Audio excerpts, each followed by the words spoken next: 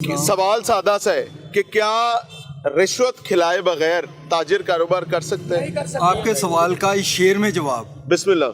برباد گلستان کرنے کو ایک ہی الو کافی تھا. انجام گلستان کیا ہوگا کہ ہر شاخ پہ الو بیٹھا ہے. ہر شاخ پہ الو بیٹھا ہے. جناب میں سرکاری ملازمین سے ریکویسٹ کر رہا ہوں، بھائی یہ ملک آپ کے بچوں کے رہنے کے قابل بھی نہیں رہے گا. سمجھ رہے ہیں؟ السلام علیکم بہن. وعلیکم السلام. آپ ادھر خیریت سے آئے؟ میں sir M Phil economics P H D economics. I am a lecturer in a university. I won't tell the name of the university though, but still I am here buying clothes for my children. اللہ آسانی کرے، اللہ آسانی کرے. کیونکہ یہ حالات پہ ہمیں پہنچا دیا گیا ہے.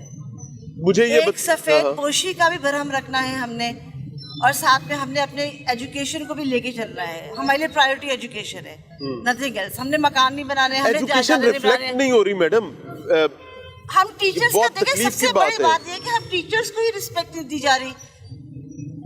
جس معاشرے میں ٹیچر کی عزت نہیں ہے. کیا معاملہ کیا ہوا ہے؟ کیوں آپ کو ایسا لگنے لگا کہ ہمارے یہاں تو، میں چونکہ ایک دہی کلچر سے ہوں، ہمارے یہاں تو استاد کو باپ مانا جاتا ہے. ہمارے یہاں استاد کے گھروں پہ چھاپے مارے جاتے ہیں، ریڈ ہوئی جاتی ہے. استاد کی کوئی پولیٹیکل افیلیشن تو نہیں تھی؟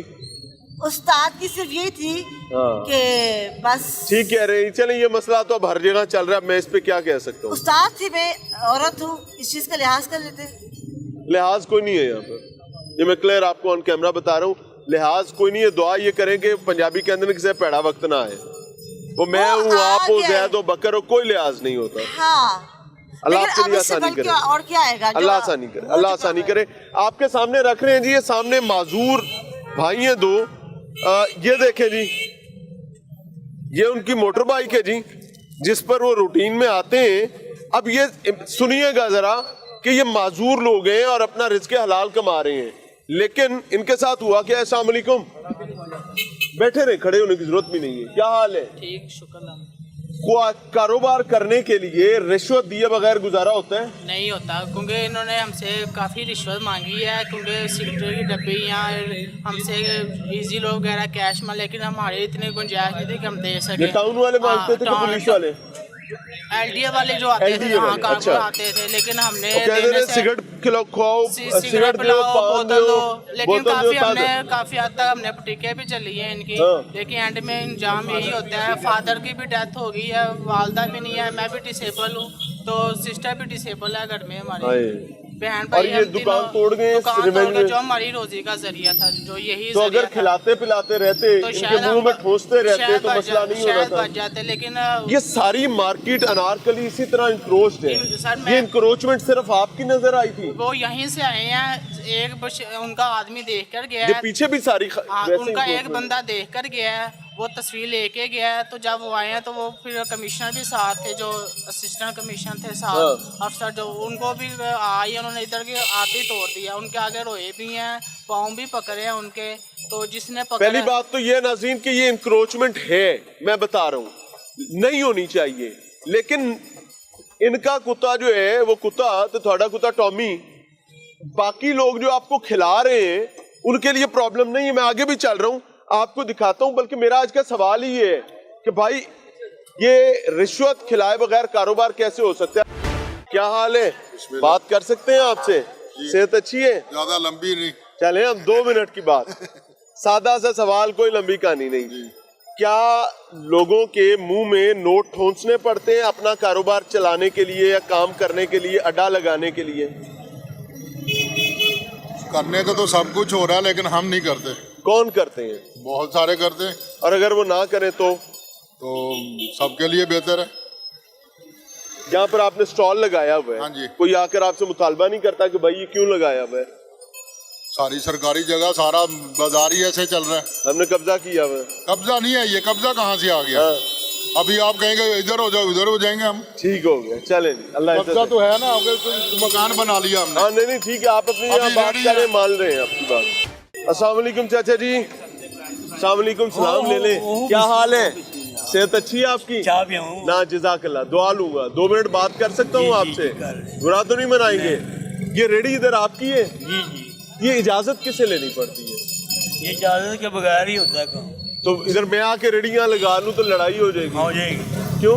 बस तुमको आगे नहीं लगानी सर, इधर आके लगा लूं फिर तो नहीं होगी लड़ाई? नहीं होगी। ये दुकानदार मारेगा मुझे? नहीं है? नहीं मारेगी। कोई टाउन का बंदा आके तंग तो नहीं करता? नहीं, वो तो आते हैं। क्या करते हैं? उठा के ले जाते हैं। फिर भाई अगर चाहो, अगर आप चाहते हैं कि आपकी रेडी कोई ना उठा के ले जाए तो क्या करना पड़ेगा?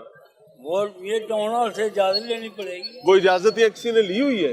इसमें कोई पैसे दे के तो आ जाते हैं, बस रेडी गई, हाँ। पैसे दिए वापस ले आए, फिर आगे अच्छा, लगा। पैसे दो किस्म के होते हैं, एक होती है रिश्वत देना। हाँ जी। वो रिश्वत मांगते हैं क्या? नहीं रिश्वत नहीं, हाँ। जुर्माना। जुर्माना, तो जुर्माना करके हम फिर इधर आ जाते हैं। हाँ। जीते रहे, अल्लाह राजी हो।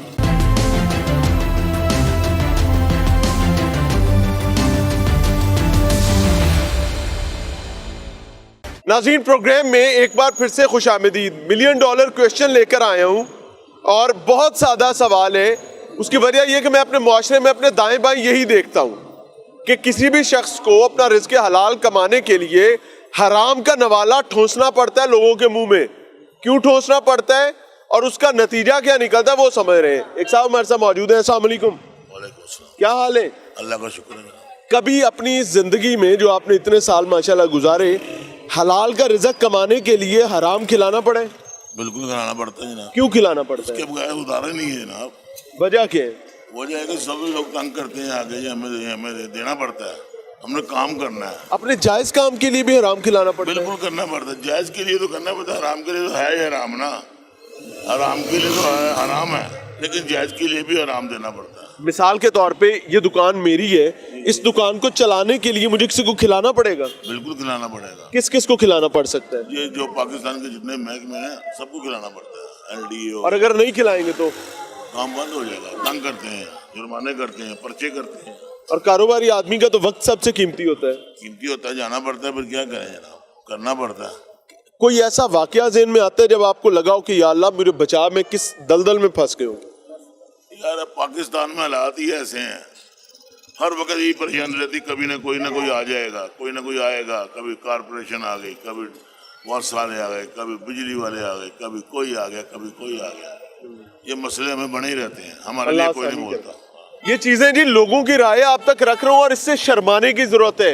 एक साहब फैमिली के साथ रुके हैं। अस्सलाम वालेकुम। मैंने सर ये कहना है, मैंने आपके प्रोग्राम देखे हैं, अल्लाह आपको इज्जत दे। और ऐसे जबरदस्त और आप बेबाकी से बात करते हैं, मुआशरे के अंदर जो बुराइयां फैली हुई हैं उनको उजागर करते हैं और लोगों को शऊर देते हैं। अल्लाह मैं इसको आपको कबूल सलाम करे। करता हूँ, आपने बड़े बड़े जीते रहे। दिलेरी वाले प्रोग्राम किए हैं अल्लाह और कबूल रेगुलर करे। देखता हूँ। अल्लाह मैं। कबूल करे। बड़ी मुझे मेहरबानी। ये बताएं कि कभी जिंदगी में ऐसा हुआ कि अपना जायज काम के लिए रिश्वत देनी पड़ी हो, या मजबूर किया गया हो कि रिश्वत दोगे तो होगा? सर अब इस बारे में तो मैं बात नहीं करता, मैंने आपके जो प्रोग्राम देखे हैं ना उससे मैंने अप्रिशिएट जीते रहे। अल्लाह आपको इज्जत दे। आप फैमिली के साथ हैं। अस्सलाम वालेकुम चाचा, क्या हाल है? कभी ऐसा हुआ कि अपना जायज काम करने के लिए या जालिम के शर से बचने के लिए रिश्वत देनी पड़ी हो? नहीं, मैंने आज तक कभी रिश्वत नहीं दी, बड़ी बात है क्योंकि मैं माशाल्लाह। 36 ईयर दुबई में रहा हूँ। हाँ, तो मेरा पाकिस्तान रही काम है? नहीं, तभी का- बचे हुए हो। जी, रिश्वत नहीं दी। आपको भी पता है सब जगह ऐसे ही काम है। ये बड़ी बदकिस्मती बनी हुई है नहीं, कि अल्हम्दुलिल्लाह। ताजिर को तिजारत करने के लिए रिश्वत देनी पड़ेगी, रेडी लगाने वाले को रेडी लगाने के लिए रिश्वत देनी पड़ेगी। अल्हम्दुलिल्लाह हम खुश हैं। आप लोग बचे हुए, वो दुबई रहे हैं जी।